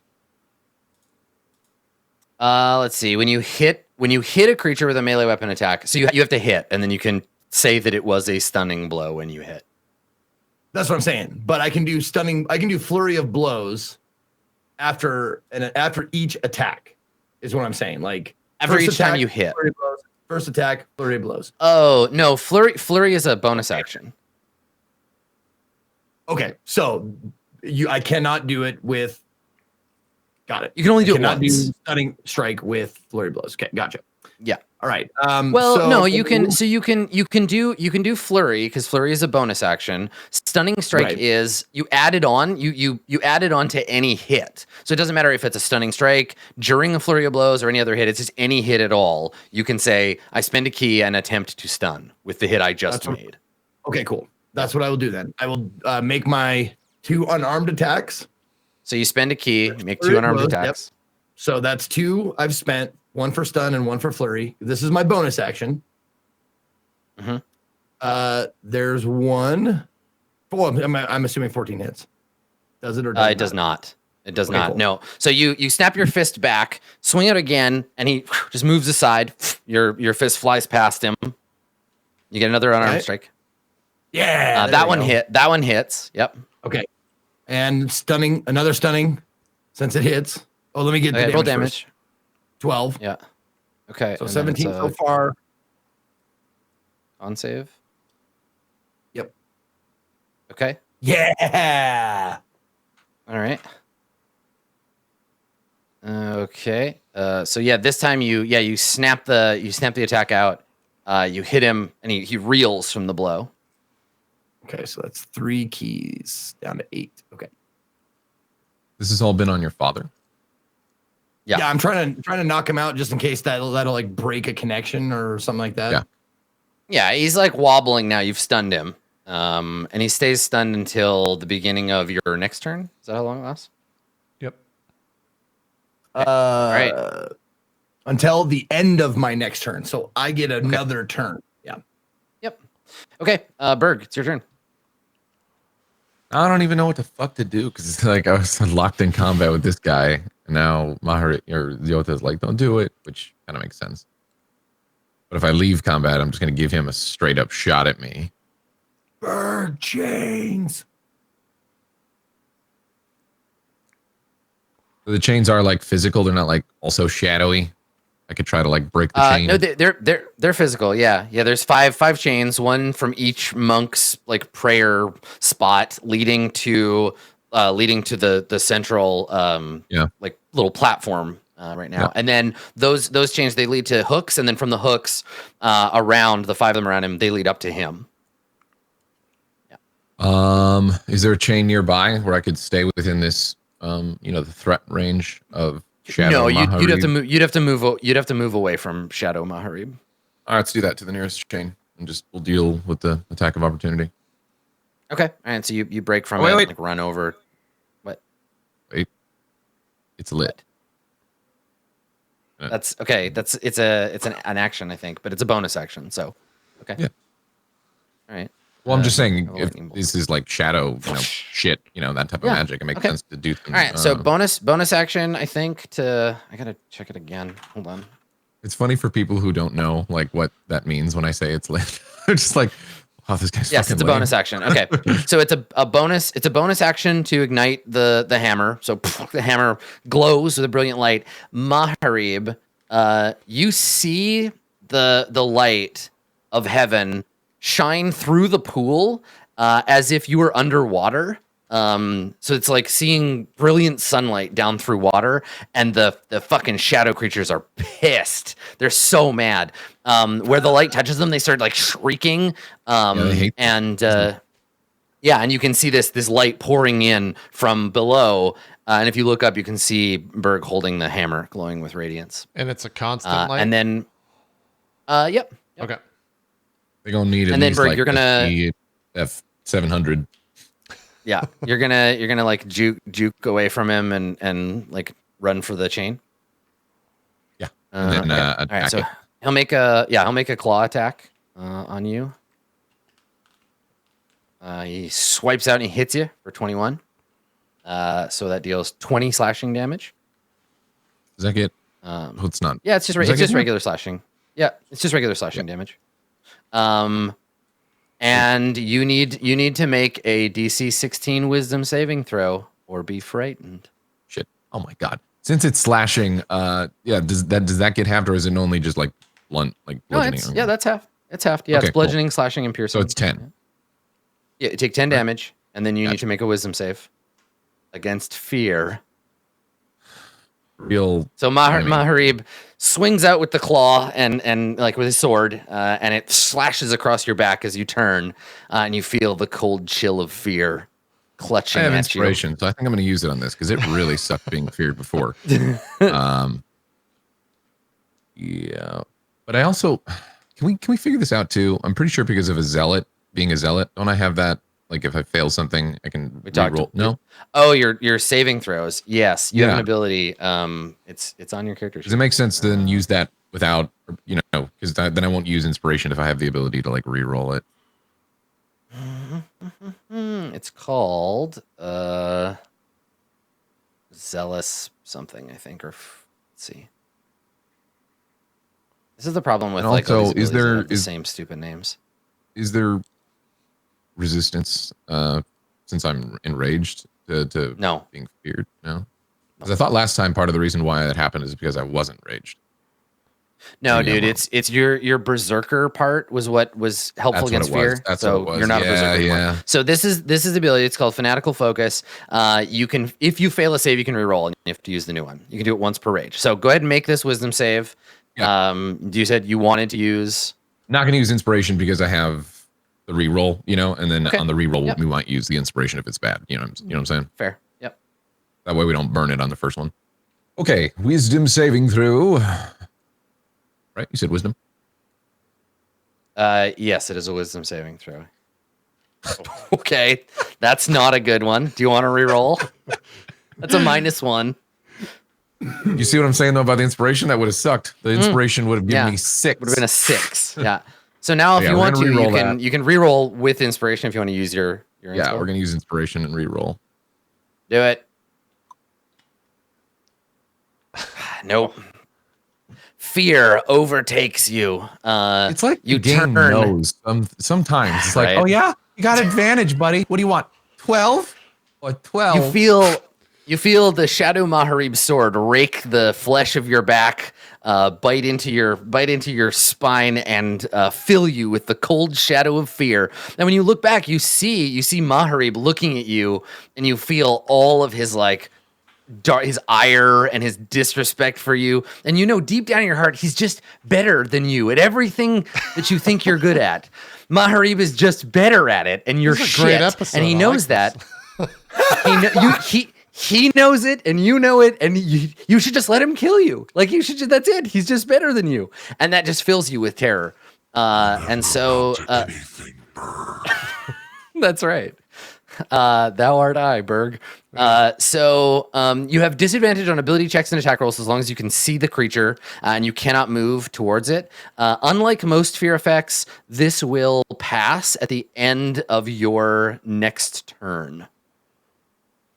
So you don't get another save. It just happens. Can I still attack this chain because it's not Maharib? Yes. Yeah. You can go after the chain if you want to. Yeah. I'm like, fine. You're right. You are better than me, but I'm gonna hit this chain. Okay. Yeah. Make an attack roll. Okay. Bring your hammer down on the chain.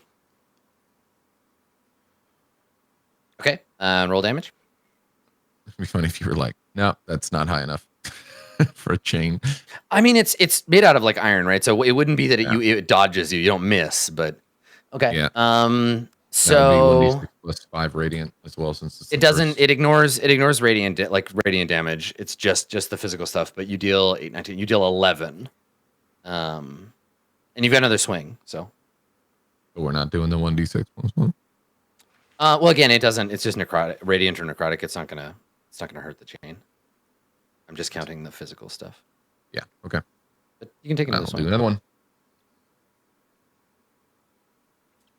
Okay. Yep.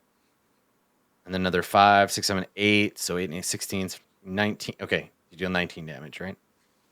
11, 14, 19. Okay. All right. Cool. So Berg has done 19 damage to the chain that is over here. All right. Beard. Ugh. The shadow creature, sensing your fear, Berg, stalks towards you. Sword drawn. I need to roll to see if its thing recharges. It does. Its AoE recharges. Excellent. Okay. It's just going to use that. Dexterity saves from all three of you.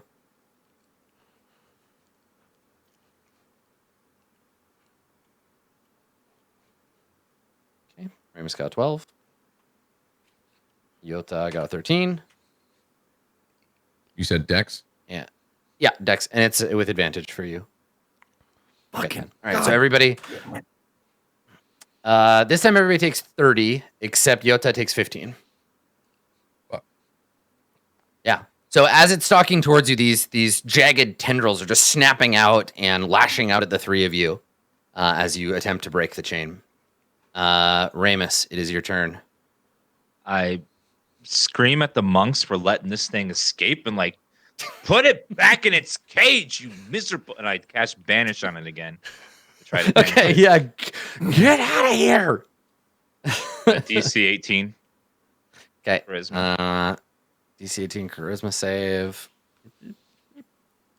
Here we go. It gets a 23. Oh my. Sorry, just keep throwing 4th level spells at me. Just do it. Come on. I got you. Jesus Christ.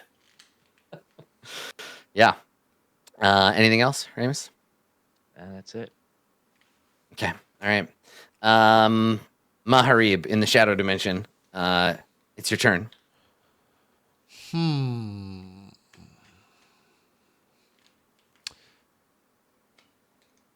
How many are surrounding me right now? Just one, or do I have?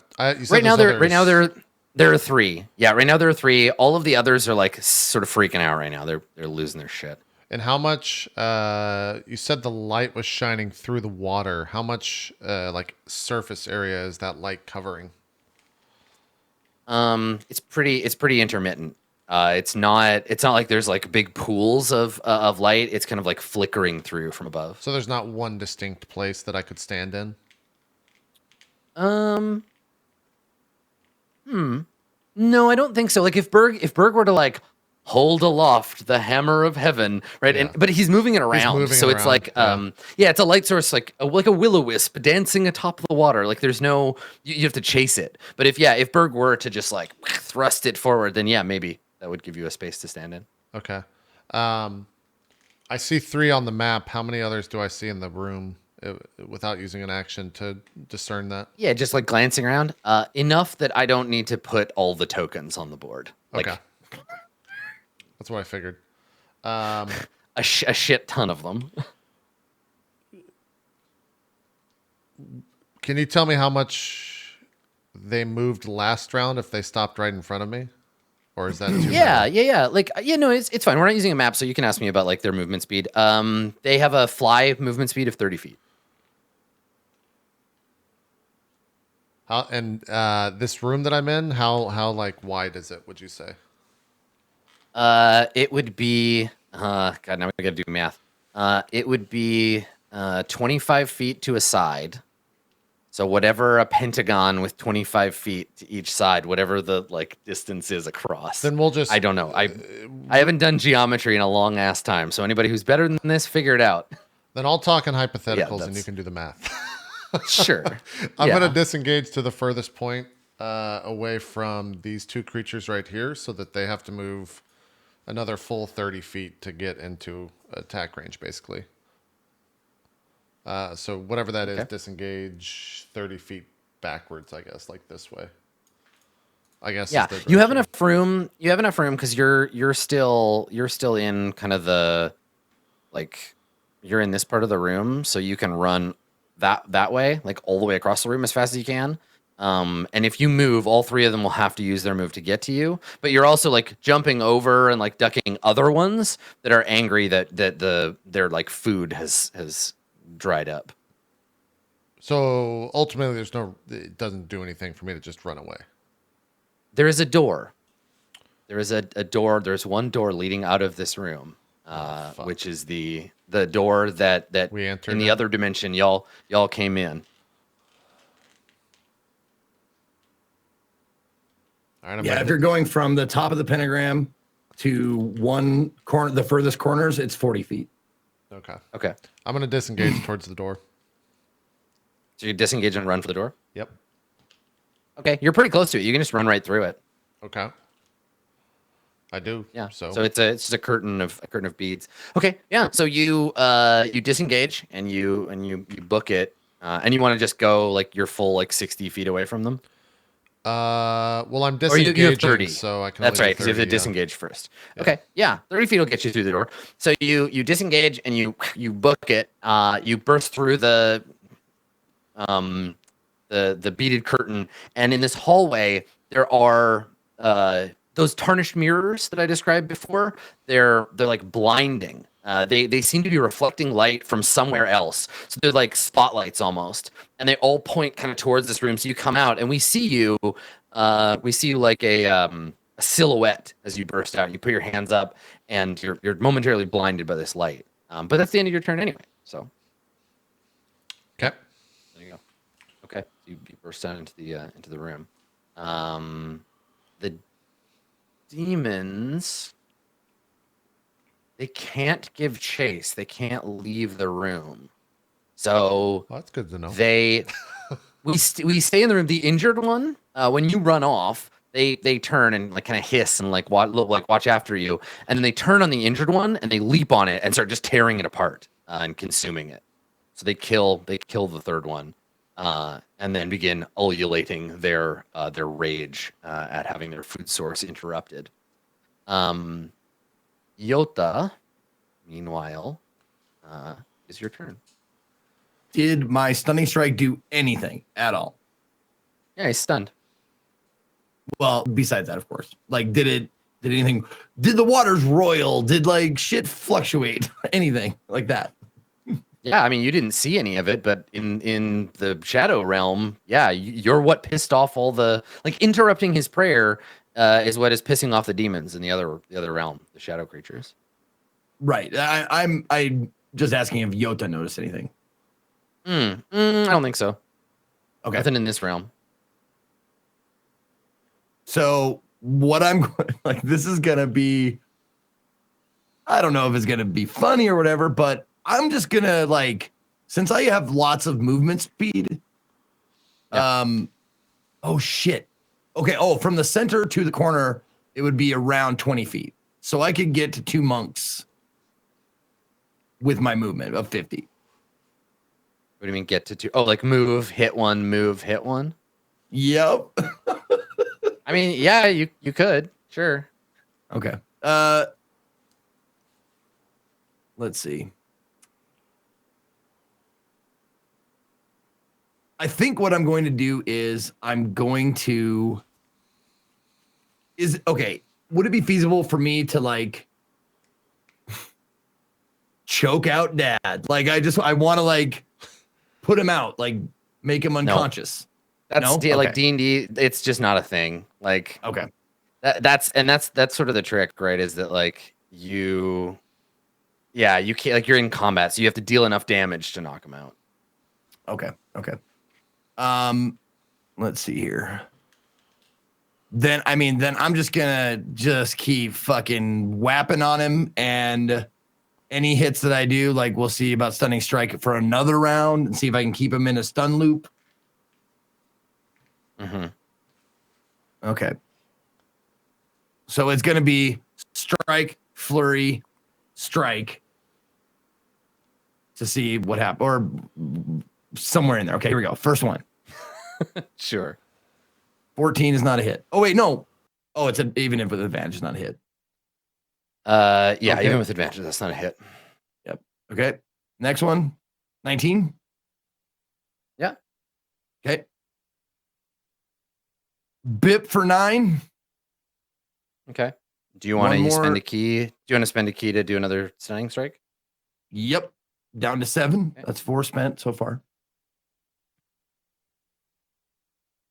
See if he rolls over a 15. What's it's 15 DC? Yep. Okay, yes. Damn it. Okay. It does.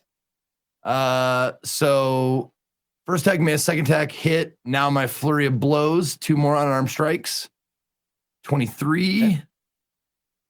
for 9 more. Mm-hmm. And I feel like the abyss. I'm like, God damn it, live. Live. You never trying to beat the hell out of him. Your life. Yeah. Just trying to knock him out to break his connection. Mm-hmm. Okay. And then another stunning strike. So that's 1 more key point. Okay. Low roll, Adam. Nope. You are a son of a bitch. Same exact rolls. Got that 15. What in the fuck? All right. So one more shot at it. Okay. 27. Okay. Here we go. 12 more damage. All right. And 1 more key down. So I'm down to 5 left. Come on. Go down. Go out. Go to sleep. Let's see. Nope. You rotten fuck. You can't roll lower than a fucking 11. So, God damn it. Your turn's over. You've used your bonus action. Yep, you've I got done all your attacks. my tipsy sway, or my drunken technique, which is I can use it to disengage. So I'll do that just to back off in case, like, because I can see like they weren't getting the purchase that I wanted. So I'll back off 10 feet and wait to see what fucking happens. Okay. All right. So you stagger back, and he looks up, and like, you pummel him a bunch. He's like bleeding, and he looks up, and he lifts the chains, and he sneers, and he says, and this is the first time you've heard him like speak like to you directly. He says, "All these years, you're still a weak little child. Let me show you how it's done." And he lunges for you, and that's where we're going to take our break. Yikes. All right. Well, we'll take our break. We'll see how much more Adam can just let us into the world of Kingdom Hearts after this.